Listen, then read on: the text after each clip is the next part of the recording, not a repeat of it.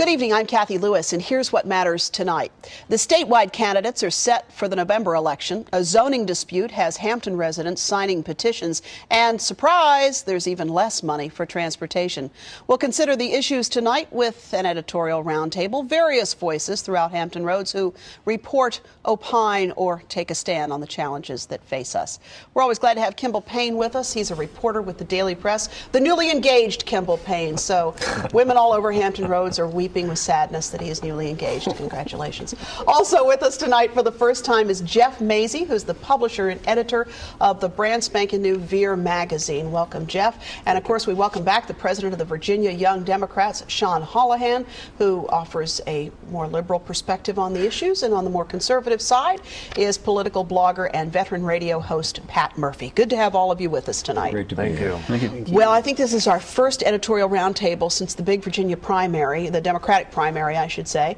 And wow, what an interesting result. Sean Holohan, you had three candidates there for the top spot. Yeah, and no one saw that coming about until 2 weeks out. Then people really started to see, the Washington Post editorial board gave Creed Eads the nomination. Terry McAuliffe just, has reached his zenith just a little too early for the primary voters. I think a lot of them just got tired of the flash. Yeah. And Brian Moran had done just enough damage to Terry McAuliffe to have everyone coalesce around a candidate. And Creed Eads from the get-go was always everyone's second choice.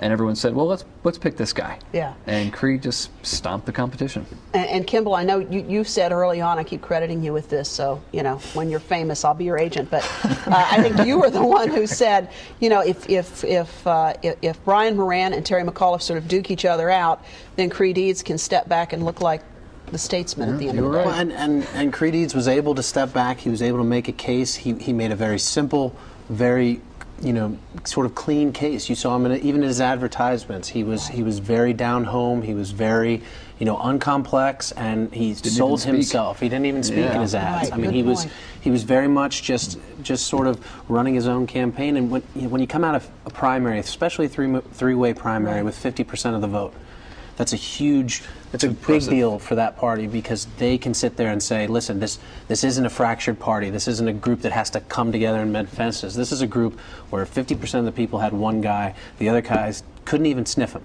Yeah. So we have our candidate and we've got our man. So, Sean, you're a strategist at these issues, and you talked about this three-way race. How did we get there? And was there perhaps, from a strategic perspective, it seems like you had a couple of great candidates there. Did they all need to go for the top spot at once? I think what it was, you had two guys who were in the General Assembly, and we've never had a governor just come out of the General Assembly before, especially a delegate or a state senator.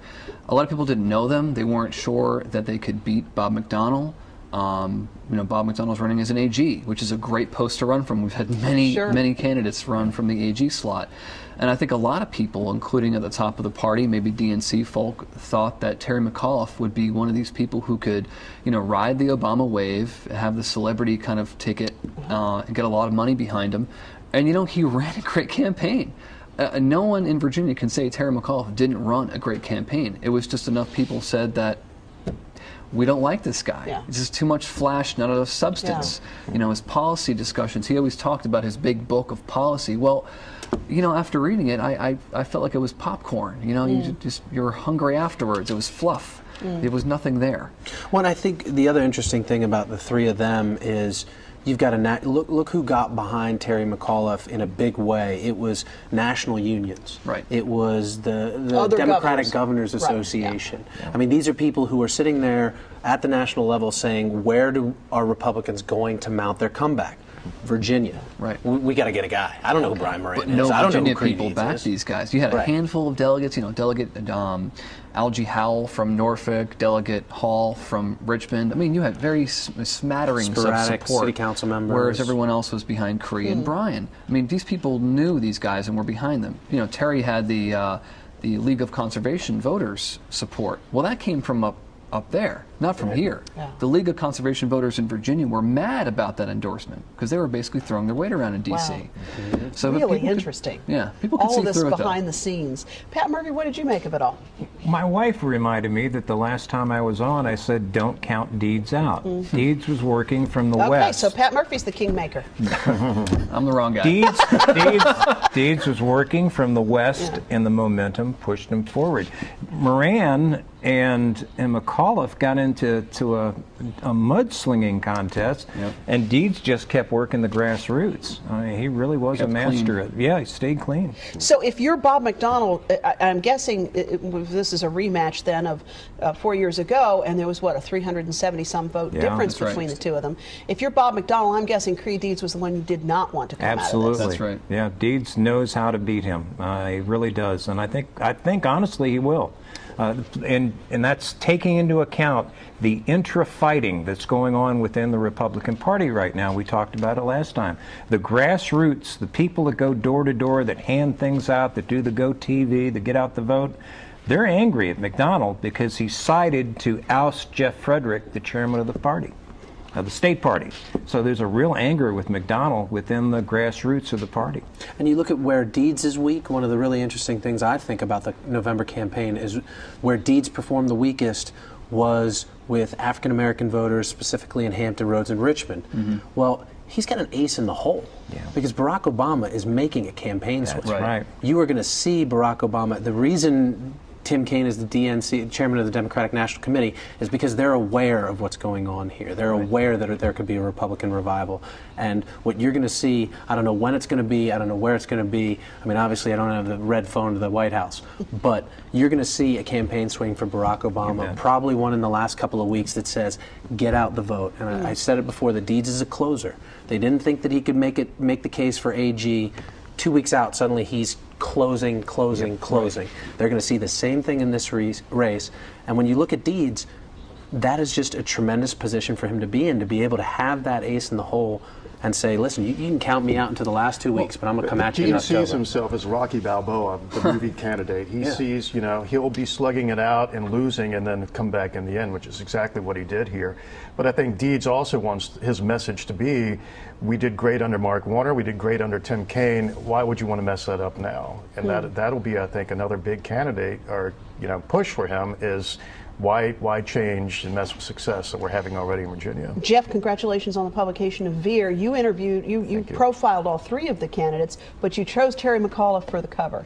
Right. We chose Terry for the cover primarily because he had the best quality photographs, and at the time, it is a magazine. He had the best face recognition as well of the three candidates, and I think that McAuliffe was somewhat of an opportunist too. He was probably pushed a little bit. I mean, he ran Hillary's campaign for president, worked with Bill Clinton, and since there is so much, as you guys say, at stake here in Virginia. The bigwigs in the Democratic Party nationally don't want to see the Republicans be able to turn the tide away, starting here with Virginia. And you're going to see so much money pumped into television ad campaigns here in the fall by both sides. Virginia, was, at the heart of the Civil War, and it's going to be a big part of the war between the Republicans and Democrats come November. This is the battleground state, big time. And those of us who do this for a living just love a good race like that, don't we? I mean, it's going to be very, very interesting to watch. I would prefer a Mark Warner blowout, but I'll take a good Creed Deeds close fight. You may get it, because McDonnell has lost the conservatives. He really has. He's lost that center, that independent in Virginia, if I may. The last survey I saw at VCU had 27% said they were Republican, 33% said they were Democrat. That leaves 40% that are independents. And the one nice thing about Creed Deeds is that he is moderate enough where he did get the NRA endorsement back in 2005, and I know McAuliffe and Moran tried to make a big deal about that. But there's something about a moderate candidate that is just like Tim Kaine, just like Mark Warner, because you need to win the independents, and especially in Virginia. I think it's foolish to write off McDonnell, though, because McDonnell is a tremendous candidate. Very savvy. He is, he had that. He's got a Northern Virginia connection and a Hampton Roads connection. And the two, not only Hampton Roads in Northern Virginia, but Fairfax and Virginia Beach. So the population centers on the bell ends. But you look at McDonnell. McDonnell has Virginians for McDonnell, where he scooped up a lot of these people who backed Warner. Now, granted, some of these folks only backed Warner because Gilmore, because he was running against Gilmore. Yeah. These aren't exactly this. I mean, Vince Callahan was never this big centrist. No. But what I'm trying to say is he's making efforts that you didn't see previous Republicans make. If you look at the past series of 6 losses, you know, where you're looking at Jerry Kilgore, you're looking at Jim Gilmore, you're looking at George Allen, you look at these people that lost these races. They were all very different people, but one thing that they never did, none of them claimed to be a moderate. Right. None of them claimed to be a consensus builder. They all ran, these guys were never trying to, they were trying to kick the Democrats' teeth down their throats. The more that right wing is going to be angry with them. Oh, no, I'm not saying it's going to please the right wing. I just mean that McDonnell is at least at the very beginning stages attempting to build a moderate center position for himself, and I think that alone, just the attempt, redefines himself from George Allen, who wanted to kick Democrats' soft teeth down their whiny throats. He's seen the mistakes Republicans have made. I mean, that's the reason he wanted to get rid of Jeff Frederick. I mean, he's a moderate Republican, and he realizes that Virginia is a very much down the middle of the road state. This is not a deep southern state anymore that's going to always go for Republicans. You're right about this that. is a deep, I mean, this state is controlled by what Northern Virginia does. Yep. And if Northern Virginia just absolutely will not even hear Bob McDonnell, he doesn't have a shot. I tell you the thing I notice about Bob McDonnell, and I've interviewed him for a number of years now, many, many years. He is so much more comfortable in a conversation on the air than he has ever been. I was really struck by that. He's very, very smooth. And that's one thing about Cree. You know, Cree is about, he is not a politician. He's just like Jim Webb. You know, Jim Webb is at home in his office working on legislation. Cree is at home in a small group gathering, you know, talking to people about legislation and talking about helping people. Cree is not one of these guys that gets up on stage and gives a barn burner. Bob McDonnell is. So that's one thing that Bob McDonnell definitely has over Cree. Cree's going to need to relax a little bit. But neither one of them are exactly dynamic candidates. And I think you also have to look at the AG's race. Bob wins the AG's race. Well, if you go across Virginia, not probably 8 out of 10 times, Virginians are going to vote for the Republican law and order. AG, because it's AG. It's go after sex predators, go after, you know, illegal immigrants, dog fighting, illegal immigrants. But when you're running for governor, it's a very different office. It is a different office. office. It's a vision. Jobs it's a policy. would be a big issue this right. time. You were hearing that all. Yeah, everyone was pushing jobs, green jobs, alternative energy, and that sort of thing. So I think what we really need to see. Both of the candidates have a green jobs platform, right? That's right, and we need to really look at detailed, you know, plans and which people can actually, which person can actually create the best jobs. Well, what's interesting is that, you know, last year and the year before, Cree deeds carried Governor Kane's green jobs legislation, and each year the Republicans in the House and the Senate killed that legislation. So, you know, at the end of the day, Bob McDonnell can say he's for this and that, but he's still attached to a party that year in and year out kills the legislation that they're saying they're backing. And so, Pat Murphy, you were talking about a bit of this issue about the challenges within the Republican Party, that you have this conservative wing and this more moderate wing. How do you see this whole thing playing out? Where are you in all of this? I would say there's essentially 3. You've got the right wing, you've got the conservative, you've got the moderate. The conservatives have gone back to being independents. Well, like I said, 40% of Virginians are independents. And you can't win an election by just being a Republican or just being a Democrat. You have to appeal to that middle. So how do you define yourself? I would say I'm part of that independent, very conservative. And the Republicans, at least in my opinion, they have become rhinos, Republican in name only. They backed the regional taxing authorities, which were unconstitutional. They were illegal. We told them they were unconstitutional and illegal. So where do people like you go in this race then? Well, we look at who is going to do the best for Virginia. I'm telling you, and Ken Stolley said that he got elected because of my help with him, so I think I have credentials on that side. But I feel we haven't had any progress in transportation since 1986 under Belial's and a Democrat-controlled General Assembly. The Republicans have got to go if we're going to see any progress, so they can reorganize and get their party back together and at least be some kind of organized, loyal opposition. They have no principles. They adhere to no principles other than let's get reelected. And I sat in a meeting 2 years ago with Bill Bowling, and he said the only thing this election about is getting the majority. And I went, I'm done. I'm not going to argue with that. Yeah. I'm and done. You know, the recent polls with independents is 50% of independents have a favorable view of Cree deeds, where it's about 35% for Bob McDonnell. So So that could be the difference. Yeah, and if you're Bob McDonnell, then aren't you going to go for that independent vote. I mean, with all due respect, Pat, but what can you say? I mean, that regional taxing authority is destroying him with the conservatives. Just the fact that it was an unconstitutional form of government. It's more government, it's more taxes, it's more fees, it's tolls, and it's run by unelected officials, but the argument might be it's illegal on top of that. But I don't think that's the only argument. Because it's not. It's not the only. Oh, no. I understand that, but I think you've got a guy like Creed Eads who last summer voted to raise the gas tax. Right. Yeah. That is going to be tough for a lot of people to swallow. This was a desperate transportation session, but I mean, that's the vote. And let's talk about transportation for a minute, because just this past week, this news out that there's a $538 million shortfall. The Commonwealth Transportation Board saying we are one third of highway funds have been cut. That they've had to borrow money to put the dollar on the table to get the federal transportation, the $4 back from the feds, and they don't know what they're going to do next time.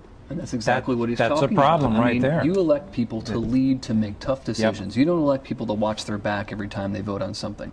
And these guys, they go up to the General Assembly and they constantly duck these issues about raising taxes to fix our transportation problem. And it's going to take something like, VDOT not mowing the grass or the medians until people finally start saying, we need to do something here. And it's not just ducking the tax problem, it's ducking the management problem. I mean, VDOT needs to have a serious house cleaning and start over from the beginning.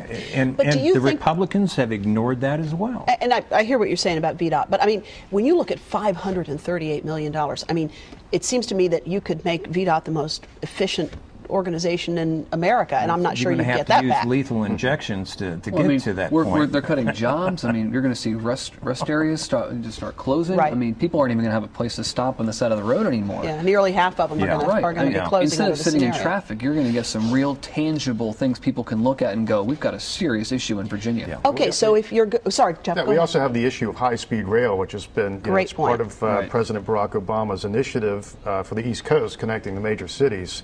And recently, the mayors and chairmen of the South Side cities all held a press conference in favor. But that's going to require state funding.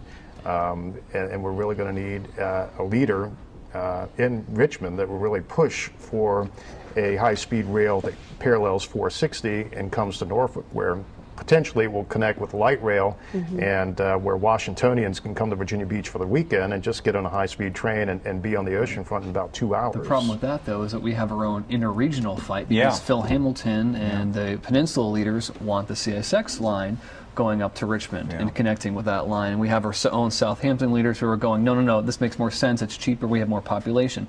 But, you have Hamilton, who's the vice chair of appropriations. You want someone who's got strength and pull in Richmond, he's the guy. Yeah. Right. I was interesting because I was reading something in the Richmond Times-Dispatch last week about that very point. They were saying that they were sort of patting themselves on the back, saying because we've been able to get on the same page for transportation, even in this dreadful environment, we've been able to do Project A, Project B, Project C. And they said something like, other parts of the state are not able to get on the same page to their detriment. And I think they was talking about us. I'm not too sure.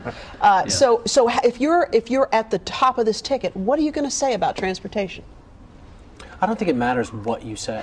I honestly, no, because you look at the policy proposals that Tim Kaine made 4 years ago when he was running. All fine and dandy. I'll check down a checklist of his flyers and go, no, I didn't do that. Nope. These campaign promises, that's why I get sick when I go to policy rollouts. It's like, and I'm going to have candy corn balloon animals. I mean, it's bizarre. These guys have to be able to, I mean, you've got to have some sort of framework. I mean, I don't want them talking about jetpacks, but they need to be talking about how they're going to get the General Assembly to vote. Because it doesn't matter a lick what Bob McDonnell thinks about transportation or what Creed Eads thinks about transportation, because without the General Assembly, that's right. Forget it. It's not going to happen. And I think, Bob McDonnell favors a third crossing for Hampton Roads, and I'm not even sure that will satisfy or solve our transportation problems here. As long as you have people slowing down to 35 miles an hour before they go through the tunnel, you can have 10 crossings, it's not going to matter. You could also have 75 plans on the table, and we do. I mean, we probably have a lot of them over the years that we've had, but at the end of the day, it really does get back to some extent, to a great extent, how are you going to pay for this? What's the funding source? How's that going to happen? And some of it's paralysis by analysis. I mean, you've got a region that has been sitting on this issue for 15 years, and I'm not trying to, or 20 years. I'm not trying to tell you to make rash decisions, but it's the same thing in Hampton with Buckrow. You have got people that have been so petrified of making a decision and so petrified of any sort of criticism. I mean, you're going to get flack.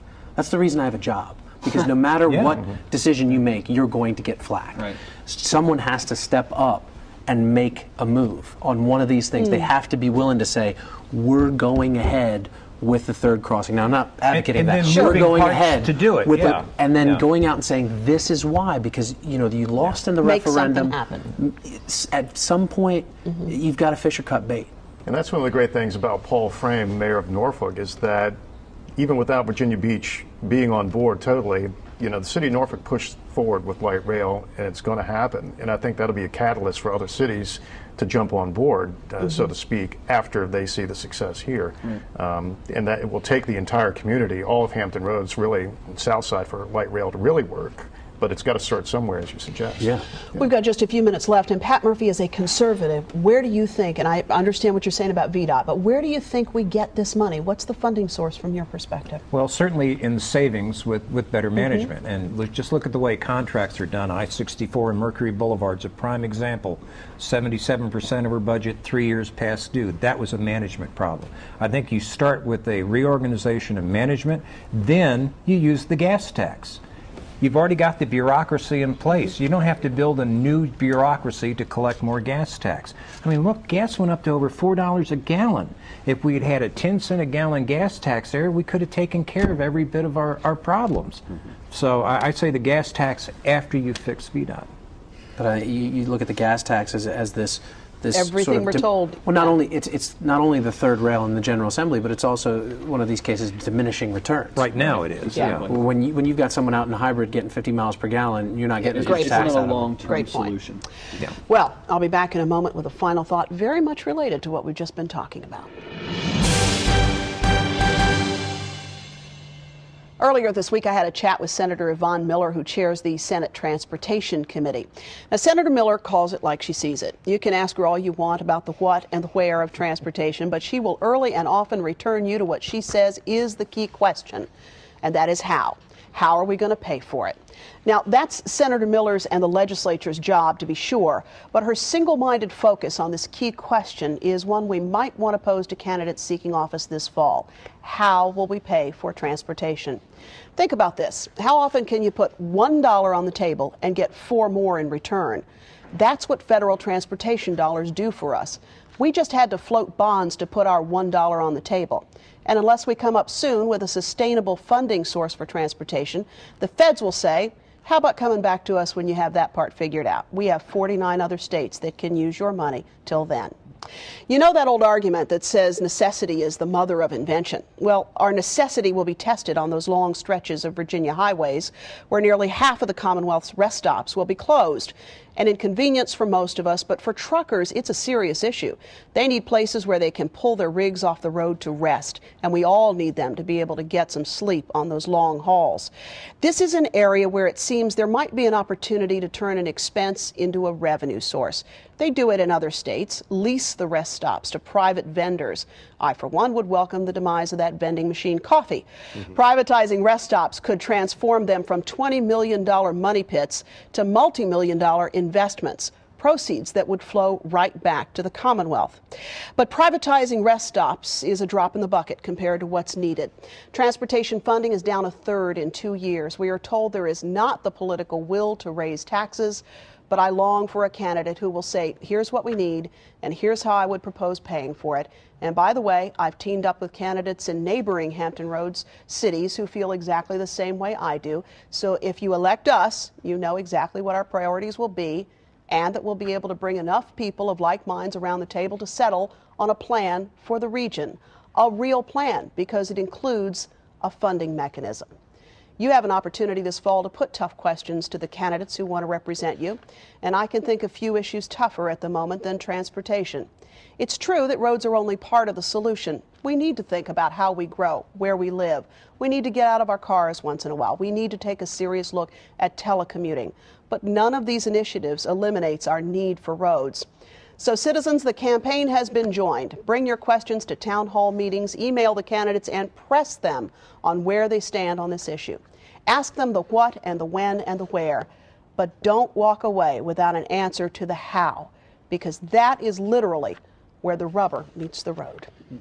Well, we always enjoy hearing from you. You can find us online at whatmatters.tv. You can become a fan on our Facebook page, and you can send your letters, as I'm sure you will, to What Matters at 5200 Hampton Boulevard in Norfolk, or call 889-9425.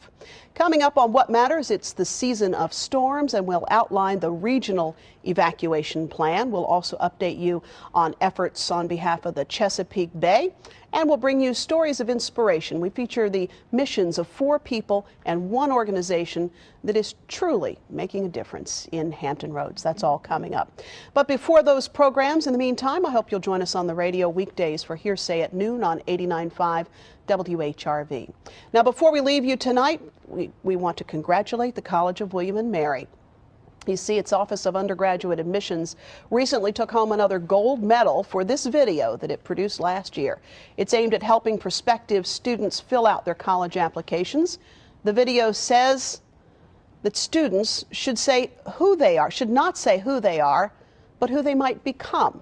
What a neat way to put that. And you can view the video in its entirety on our website, whatmatters.tv.